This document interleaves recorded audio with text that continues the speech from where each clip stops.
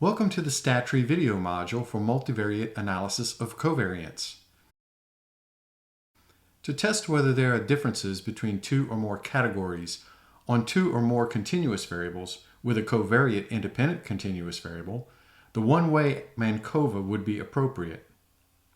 You will need one categorical variable and three continuous variables in order to run this test. In looking at the preferred entertainment viewing survey, demographic question A is categorical with two values and would be appropriate for the independent variable. Demographic question C is continuous and would be appropriate as a covariate variable. Any one of the scale questions 3 through 7 would be appropriate for the continuous variables for our demonstration. For this demonstration, we will use questions 3 and 4. To run the one-way MANCOVA for differences in Spider, type in the following Python code. This code can be copied from the new browser window when you press the script button on the sending page from the StatTree module. If you've already saved your code, press on the File Open icon above the editor pane. Browse to the location of the Python script, then press Open. Select the lines of code to be run, then press the Run Selected icon.